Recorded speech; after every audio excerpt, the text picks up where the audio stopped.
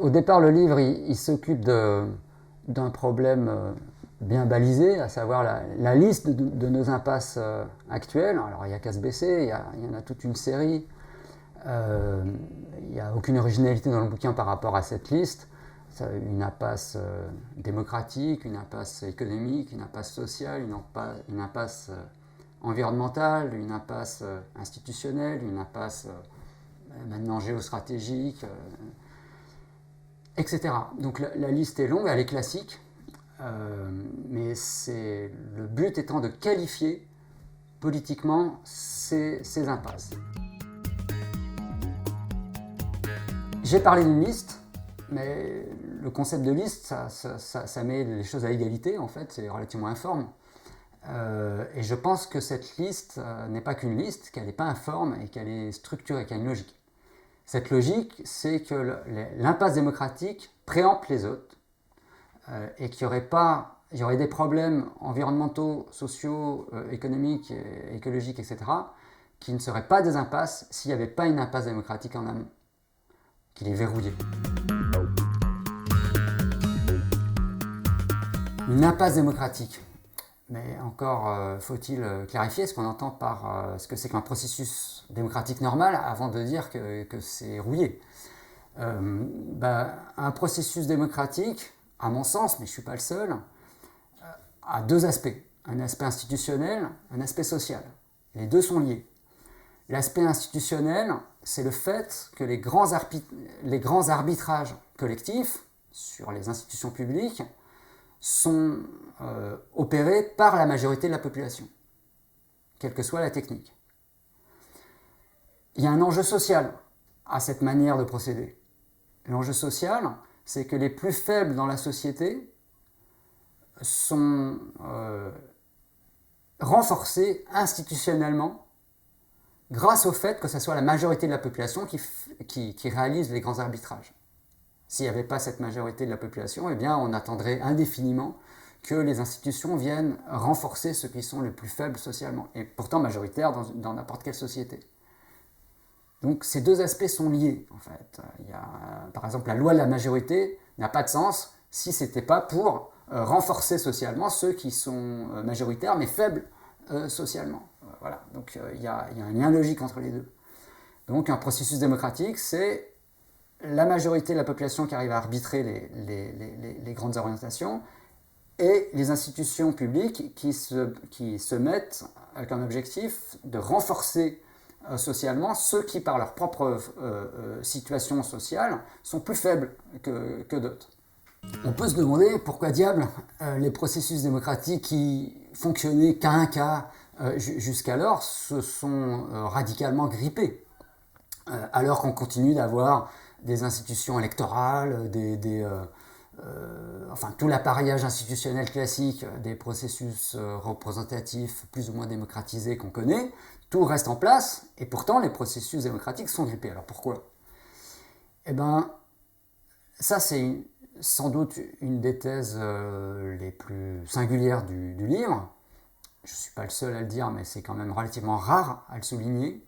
C'est le fait qu'une société politique est la condition de possibilité d'un processus démocratique.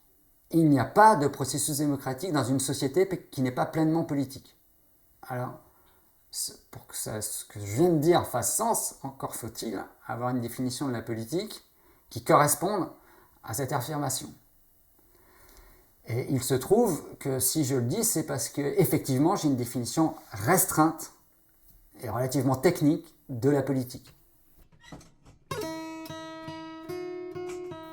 La manière classique d'envisager la politique est une manière assez floue et très large de l'envisager. Généralement, on parle de politique quand on parle des gens qui sont au pouvoir et des rapports de force concernant le pouvoir. Il n'y a pas de problème avec cette définition, mais elle est tellement générale qu'en réalité, elle n'est pas spécifique à telle ou telle société humaine. Dans toutes les sociétés humaines, il y a des arbitrages à faire, il y a des rapports de force concernant le pouvoir, et il y a des gens au pouvoir. Donc ça n'a rien de spécifique. Or, la politique, c'est un terme et un concept inventé par les Grecs, Et s'ils l'ont inventé, ils étaient fiers d'ailleurs d'avoir inventé la politique, et c'est parce qu'ils avaient conscience d'avoir réalisé une innovation. Et quelle était cette innovation? C'était le fait que bien qu'ils soient religieux, ils pensaient qu'il y avait des dieux, les Grecs, en tout cas la majorité des Grecs le pensaient, néanmoins ils pensaient que les affaires humaines ne dépendaient que de choix humains en fait. Les dieux s'occupaient des affaires des dieux, et les hommes s'occupaient des affaires des hommes.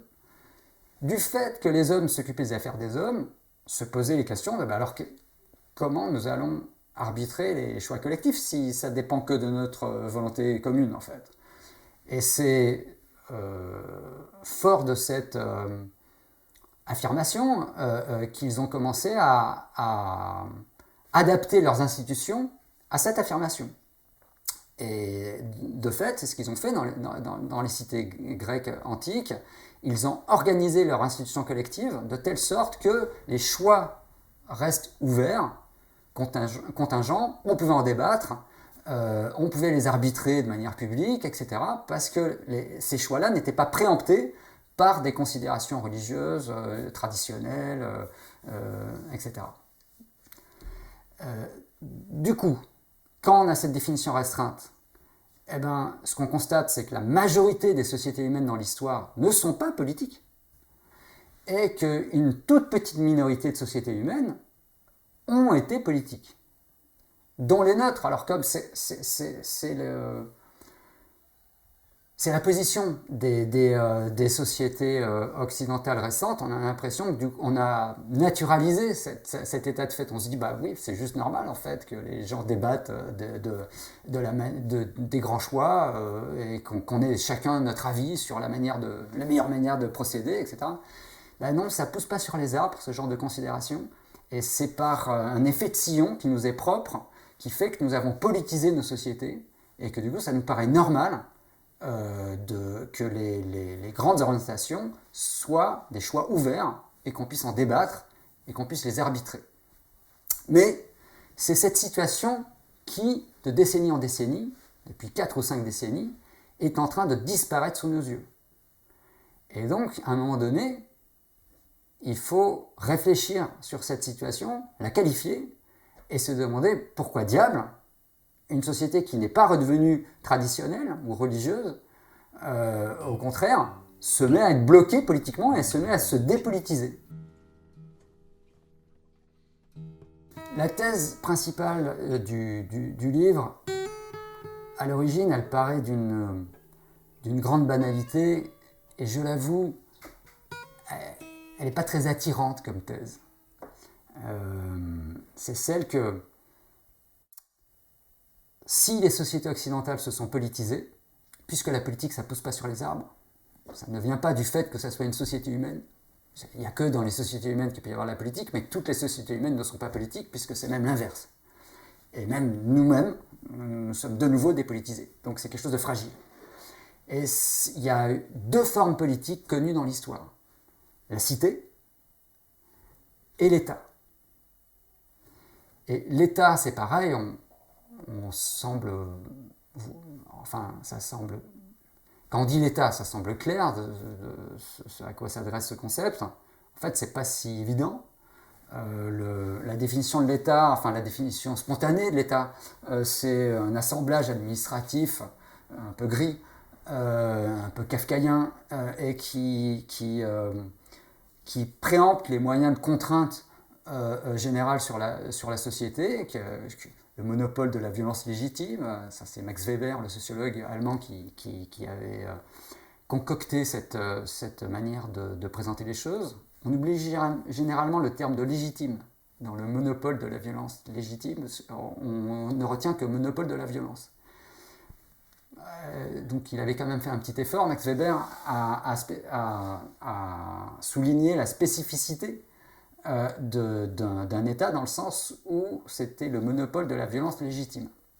Et donc ça passait par une conception du droit, peu importe. Ce qui est sûr, c'est que c'est effectivement une superstructure juridico-administrative avec un assemblage d'institutions publiques qui organisent à la fois la manière dont sont présentés les choix qui vont orienter la société et la manière de les réaliser, parce que ce ne sont pas des questions théoriques, bien sûr. Un État, en fait, c'est une forme pratique. Donc c'est la manière de réaliser un choix qui concerne toute la société et qui permet de l'appliquer dans des sociétés complexes, avec division du travail, etc. Donc ça, c'est ce qu'on appelle un État. Mais on l'appelle un État que depuis le XVIe siècle, à peu près. Et pourquoi on l'appelle État? Parce qu'en fait, au XVIe siècle, on a inventé la souveraineté. Alors la souveraineté, c'est un autre concept, pas très sexy, pas très attirant. Désormais, d'ailleurs, ceux qui défendent la souveraineté, on les appelle des souverainistes, ce qui devrait nous paraître un peu étrange, en fait. Une définition simple de la souveraineté, c'est l'autonomie d'une société qui dispose d'un État. Son autonomie institutionnelle. Le fait que ses choix ne soient pas préemptés par des logiques extérieures. Donc, qu'elle ait toute liberté pour arbitrer les institutions publiques. Donc ça ne devrait pas être une espèce de fixette idéologique. Si c'est un mot en isme, c'est que c'est une idéologie, je sais pas, le libéralisme, que sais-je. Et donc il y aurait des gens un petit peu psychologiquement rigides et fixés sur une idée, la souveraineté, qui en ferait une fixette, et puis qui rêverait souveraineté, qui se réveillerait avec souveraineté, puis qui dirait la souveraineté, c'est ce qu'il y a de plus important. Mais ce n'est pas une fixette idéologique, c'est une condition de possibilité pour que des choix collectifs puissent se concrétiser en une orientation concrète. Donc si une société n'est pas autonome, évidemment les questions politiques sont hors sujet. Si ces choix sont préemptés par des logiques qui ne sont pas autonomes à cette société-là, il est évident, ça devient les questions dites politiques deviennent des problèmes de comptoir. Ce qu'on appelle un problème de comptoir, c'est qu'on en parle quand on prend un café ou une bière, mais de toute façon, qu'on soit d'accord, pas d'accord, ne change rigoureusement rien, en fait. On dit, oui, c'est comme ça qu'il faudrait procéder, celui qui est en face de nous dit, pas du tout, moi je pense que c'est comme ceci qu'il faudrait procéder, mais ça a quel impact ou quel enjeu? Aucun, parce qu'en réalité, on n'est pas aux manettes, et ce qui va arriver nous échappe. Donc, si une société n'est pas autonome, il ne risque pas d'y avoir de débat politique ou d'enjeu politique. Donc ce n'est pas une fixette idéologique, c'est juste une question concrète. Une société est-elle autonome, ne l'est-elle pas? Si elle dispose d'un État, cet État est-il autonome, c'est-à-dire souverain, ou pas? Est-ce qu'il dispose de l'autonomie de ses choix publics et de ses institutions publiques? Elles peuvent décider. C'est des choix ouverts ou c'est des choix déjà fermés?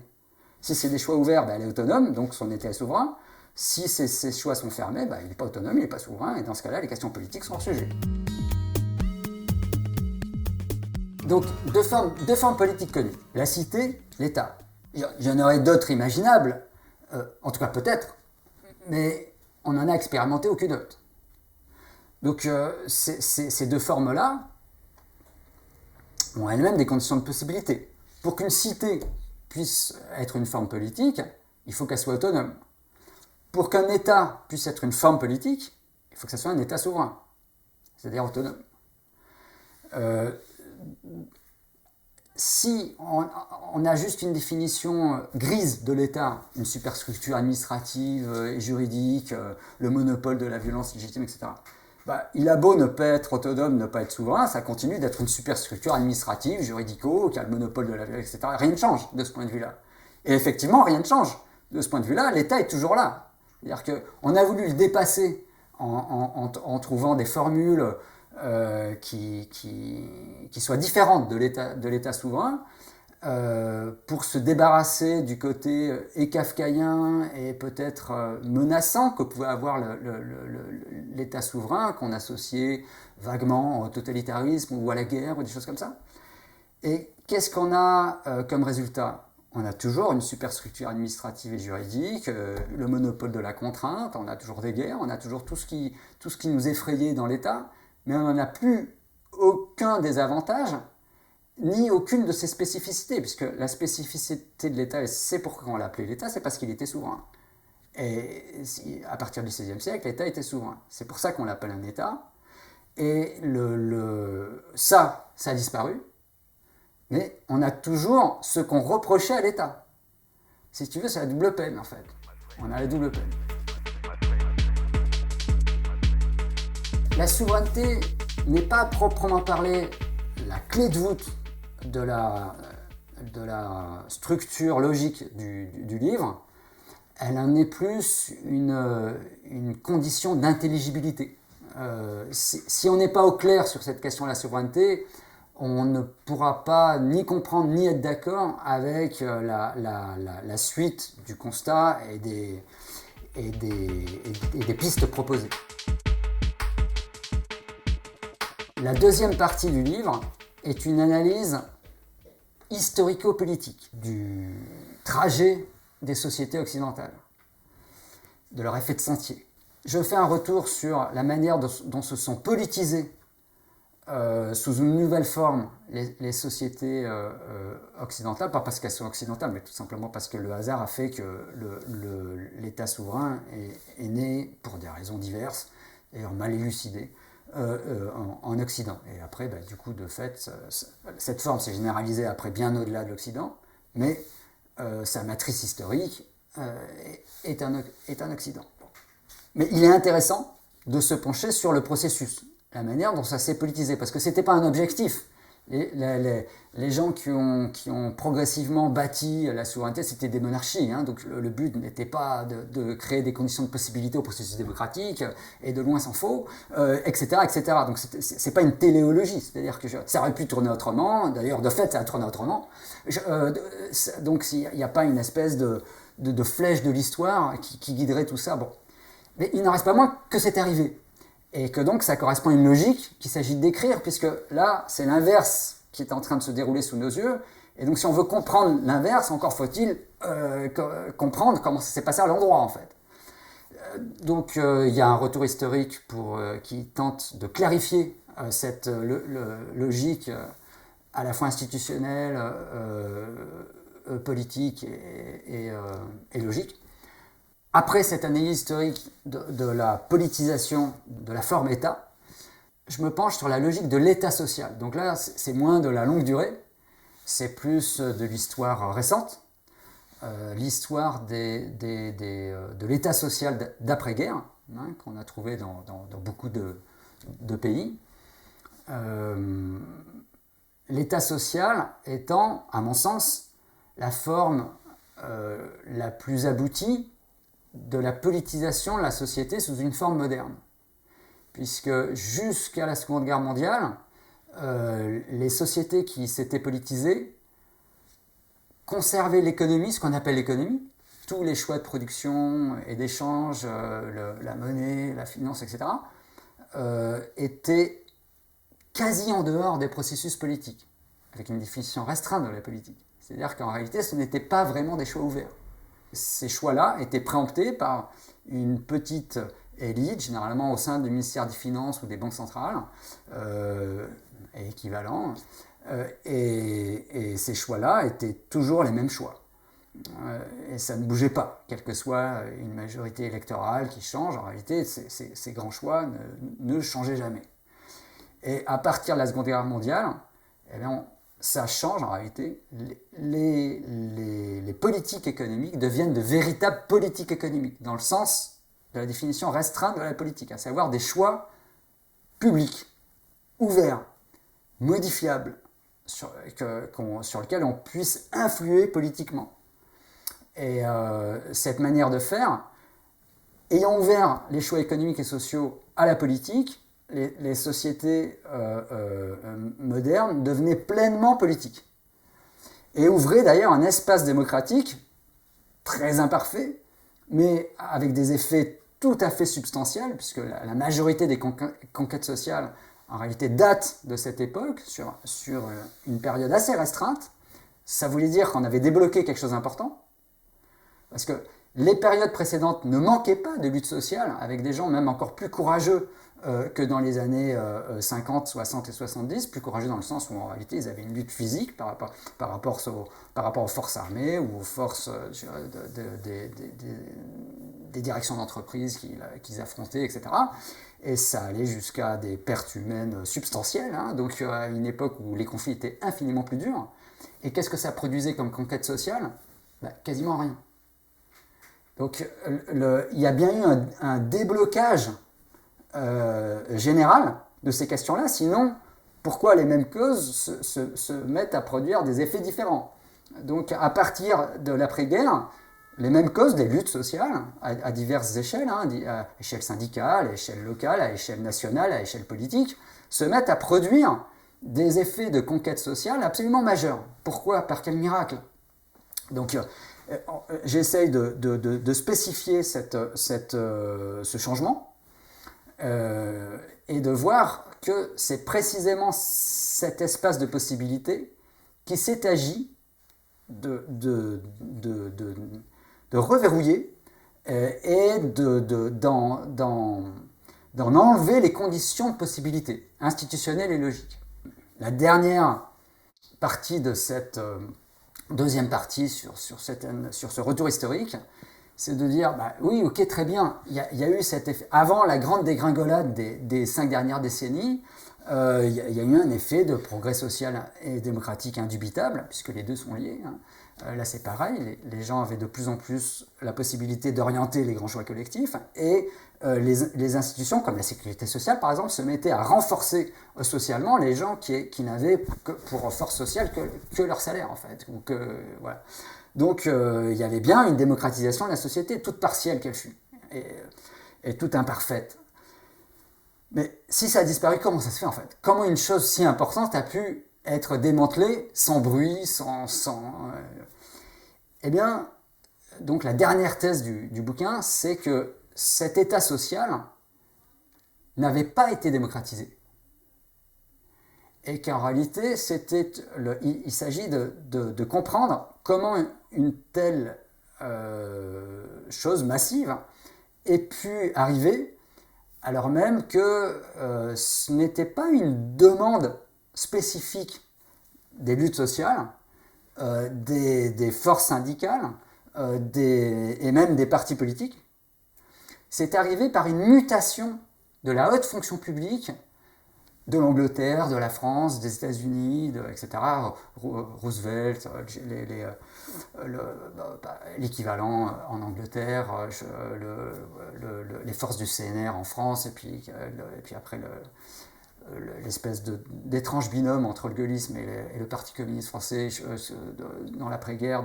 Donc une conjoncture très particulière, mais qui permet une grande mutation de la haute fonction publique de tous ces États. Chose qui n'est généralement peu étudiée. Parce que là, c'est pareil, c'est pas très sexy. Des changements dans la haute fonction publique, c'est pas, on a envie d'avoir d'autres pistes que ce genre de choses. Or, c'est comme ça que ça s'est passé, en réalité. Et donc, il ne faut pas s'étonner que si on est juste dépendant des choix de la haute fonction publique, qui ne sont pas élus pour la plupart, hein, il faut pas, si jamais elle change d'objectifs stratégiques, idéologiques et sociaux, ma foi, on n'a pas la main là-dessus. Et donc, comme on n'avait pas démocratisé l'État social, on avait démocratisé une partie de la société et une partie du fonctionnement étatique, mais la partie État social de l'État moderne n'avait pas été démocratisée.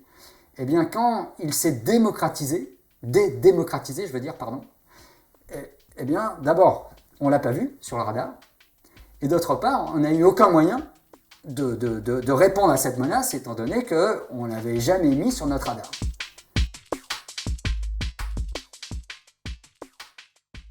L'exemple paradigmatique de cet élargissement des processus démocratiques et cet approfondissement de la politisation des sociétés occidentales dans l'après-guerre, c'est la sécurité sociale. Donc, la sécurité sociale, alors, elle a quand même un statut particulier, puisque à l'origine, elle est non étatique. Et elle avait été pensée pour l'être. Mais sa condition de possibilité, c'était qu'il y ait une impulsion étatique. Il y a eu un ministre communiste au gouvernement qui a œuvré pour que ça soit possible, et des tas de forces salariées qui s'organisaient pour rendre possible cette institution cruciale. Mais c'est possible parce que les choix économiques et sociaux sont devenus ouverts. Parce qu'on ne peut pas penser une sécurité sociale si on ne contrôle pas la politique économique, si on ne contrôle pas la politique monétaire, si on ne contrôle pas la politique salariale, si on ne donne pas des droits aux syndiqués, où le statut de salarié devient un véritable statut et non plus un contrat, etc. etc. Et en réalité, toutes ces choses sont liées. Et quand ça se rétracte, c'est qu'en réalité, cet ensemble s'est rétracté. Alors, cet aspect qui se focalise sur un aspect assez gris des choses, à savoir les mutations politico-idéologiques de la haute fonction publique, c'est pas une énième thèse du complot. Hein. C'est d'ailleurs, de toute évidence, ce n'est pas un projet conscient. Les choses se sont faites de telle manière que la haute fonction publique, qui avait dans telle époque, telle décennie, avait telles options, et un contexte qui allait avec, dans un autre contexte, et plusieurs décennies après, eh ben, ils ont une autre grille politique, idéologique, un autre contexte, et que ça induit logiquement des changements de position qui eux-mêmes induisent des changements institutionnels majeurs. Mais qui passe sous le radar. Quand je dis sous le radar, c'est pas une thèse complotiste, le fait que ça passe sous le radar. C'est que tout simplement, on ne l'avait pas vu dans ses effets positifs, on ne le voit pas plus dans ses effets négatifs. C'était quelque chose qui n'était pas un sujet public. Ces phénomènes, bien sûr, sont des phénomènes complexes. Donc, ce que j'en dis, et surtout dans ces lignes de présentation, c'est une caricature d'une caricature. Alors bon, moi, l'exemple que je maîtrise le plus, c'est l'exemple français. Mais en réalité, quand on se penche un peu, je l'ai fait de manière un peu comparative, quand on regarde un peu l'histoire de l'Angleterre d'après-guerre, des États-Unis d'après-guerre, de l'Allemagne d'après-guerre, de l'Italie d'après-guerre, il y a des spécificités tout à fait particulière, mais également une ligne générale qui ressemble de loin à ce qu'on peut dire de la France. Bon. La France ayant, parmi d'autres, ceci de particulier, que c'était un des États sociaux les plus avancés. Il y avait la Suède et la France qui avaient une économie dite mixte, c'est-à-dire capitaliste, pour dire les courts, mais pas que. C'est-à-dire c'était une économie ni publique, ni capitaliste. Et avec des institutions tout à fait particulières. Un contrôle public de l'investissement, un contrôle de la création monétaire, un contrôle des politiques économiques, un contrôle des changes, un contrôle etc. etc. C'est-à-dire, en réalité, des manettes et un tableau de bord absolument impressionnant quand on le compare à la situation actuelle. Où là, quasiment, il n'y a plus de pilote dans l'avion, mais en plus, il n'y a plus de manette, en fait. Donc, il n'y a plus qu'une pédale d'accélération, il n'y a même plus une pédale de frein. Donc le tableau de bord a disparu. Donc, ces caractéristiques étaient particulièrement avancées en France, même si on retrouve la même chose dans à peu près tous les pays occidentaux. Et on retrouve également la pente inverse dans tous les autres pays occidentaux. Ça veut dire qu'il y a des explications de contexte et de structure qui sont assez massives pour qu'un exemple particulier comme l'exemple français puisse servir comme telle lecture pas trop biaisée pour l'ensemble des pays occidentaux. Mais c'est un bouquin de 250 pages, c'est pas l'encyclopédie du changement historique et politique, et donc évidemment j'ai été obligé de m'occuper de problèmes plus circonscrits, quoi. Moi je fais partie de l'immense cohorte des gens qui ont dû se confronter à des problèmes sur lesquels ils n'avaient aucune autorité particulière, parce que ce ne sont pas des spécialistes, ce ne sont pas des universitaires, ce ne sont pas des... Mais comme je fais partie des gens qui estiment que les impasses sont telles que quand même il faudrait peut-être faire quelque chose, et que ces problèmes m'intéressaient également au niveau théorique, alors j'ai une formation d'historien, ce qui fait pas de moi un historien, hein. Un historien, c'est quelqu'un qui maîtrise et s'attaque aux sources, qui le fait de manière universitaire, dont son travail est contrôlé par ses pairs, etc., qui publie. Donc c'est pas du tout parce que j'ai fait des études d'histoire que je suis un historien. Mais j'ai fait un peu la philosophie, j'ai fait des études universitaires en histoire, donc j'avais une pente qui me poussait à analyser ces choses-là avec une perspective historique, une tentative d'éclaircissement logique des processus et essayer d'y voir clair sur des problèmes complexes. Mais sans avoir aucune autorité particulière sur ces questions-là. Je mentirais si je disais que je suis un universitaire reconnu ou que sais-je. Ce qui m'a poussé à m'intéresser à ces problèmes sous cet angle, c'était qu'il me semblait qu'il y avait toute une série de cadavres dans le placard dans la manière dont on abordait nos impasses. Il me semble, et sans vouloir d'ailleurs mépriser la manière classique d'aborder ces problèmes, qu'on aborde volontiers ces impasses sous un angle moral, sous un angle collectif, mais pas de l'ensemble de la société, sous un angle alternatif, mais c'est-à-dire en fait des réponses de collectifs qui sont d'accord par exemple pour lutter sur tel problème environnemental, sur tel problème social, sur les retraites ou que sais-je, mais qui n'abordent plus les problèmes sous l'angle de, écoutez, les commandes elles se passent principalement vers le haut. S'emparer du pouvoir d'État, c'est pas le couteau entre les dents, c'est tout simplement établir un rapport de force qui mette au sommet de l'État des gens capables de faire des grandes réorientations qui correspondent à ce que veulent les gens. Cette manière de faire semblait obsolète en fait, hein. Il s'agissait de se débrouiller autrement. Alors effectivement, on se débrouille autrement, mais depuis qu'on se débrouille autrement, et tout aussi positives soient ces manières de faire alternatives, eh bien, l'énorme rouleau compresseur qui constitue nos impasses s'approfondit. Donc, si ça arrivait à être à la hauteur des problèmes, et si ça arrivait un petit peu à compenser cette pente déclinante, on se dire, parfait, on a trouvé des nouveaux moyens de contrer des nouveaux problèmes, et ma foi, c'est parfait. Mais il ne me semble pas qu'on puisse se prévaloir d'un tel état de fait. C'est pas équilibré. L'asymétrie a rarement été aussi violente. C'est-à-dire que oui, on s'organise autrement, mais comme les classes dominantes et les classes dirigeantes, elles s'organisent, on va dire à la pépère, à l'ancienne, à savoir ils ont les manettes et pas nous. Ils disposent des institutions publiques et c'est leur chose en fait. Et ils sont inamovibles là-dessus.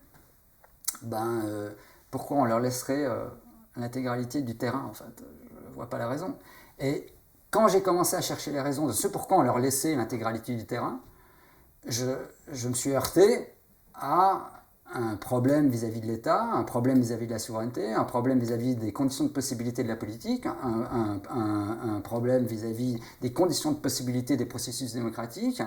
Et ces choses-là me semblant pas au centre du débat, ça me semblait un problème en fait. C'est-à-dire que c'est ce décalage entre nos manières de réagir à ces impasses et notre manière de la penser et le côté qui s'exaspérait des dangers de ces impasses qui s'approfondissent me disait bon, sans doute qu'il faut prendre les choses autrement. Je n'ai pas l'ambition de dire que j'ai répondu de manière adéquate à ce défi, mais en tout cas c'était ma volonté, c'était de contribuer à repenser ces problèmes pour voir où est-ce qu'il y a eu l'embranchement des chemins, où est-ce qu'on s'est gouré en fait. Moi, je suis pas mal à l'aise en disant que ma famille originelle c'est celle de gauche. Hein. Je veux dire, ça ne pose pas de problème pour moi. Mais par rapport à l'angle par lequel j'ai attaqué cette question, en réalité, ça pose un problème parce qu'il se trouve que la conception de l'État à gauche, c'est juste un pouvoir antidémocratique, en fait. Presque par définition, par construction. L'État, c'est l'ennemi. Qu'on soit libertaire, qu'on soit marxiste, qu'on soit syndicaliste, qu'on soit... l'État, c'est vu comme un problème, pas comme une solution. Donc, c'est pas d'ailleurs que je considère que c'est pas un problème ou que ça soit juste une solution. C'est juste que ma famille politique ne m'aidait pas à aborder les problèmes sous l'angle sous lequel je l'ai abordé. C'est-à-dire de manière plutôt positive, dans le sens... Positive dans le sens technique. C'est-à-dire que je ne fétichise pas non plus l'État, je ne suis pas passé du côté sur la force. J'ai juste voulu regarder ça de manière peut-être un petit peu plus clinique, un petit peu plus pratique. L'État, c'est autant un problème qu'une solution. En tout cas, c'est une pièce qu'on ne peut pas sortir de l'équation en pensant avoir pensé l'intégralité du problème. Alors... pour ce qui est de l'immense variété des familles idéologiques, la droite c'est pareil, hein, voit l'État comme un problème et comme une solution, dépendamment du type de famille qu'il y a. Hein. Il y a des libertariens à droite qui pensent que le moins il y a d'État, le mieux on se porte. Il y a des gaullistes qui sont franchement étatistes. Il y a tout ce qu'on veut, c'est la cour des miracles des deux côtés. Donc de ce point de vue-là, il n'y a aucune spécificité particulière. Ce qui est sûr, c'est que les nouvelles manières d'aborder les choses traitent l'État comme presque un non-sujet, en fait, comme quelque chose d'assez obsolète. Et plutôt comme un problème que comme une ressource s'il s'agit de rebondir. Donc tu dirais peut-être qu'une des avancées de ton bouquin, c'est de remettre vraiment le sujet de l'État, de le reprendre au sérieux en fait. Voilà. Effectivement, l'objet, c'est de remettre l'État au centre de la table, ni pour le fétichiser, ni pour en faire le centre de tous les problèmes, ni le centre de toutes les solutions, mais de le remettre tout simplement dans l'équation en fait. Si on change la forme de l'État, par exemple si sa souveraineté disparaît, on ne peut pas espérer que la situation reste en l'état, sans mauvais jeu de mots.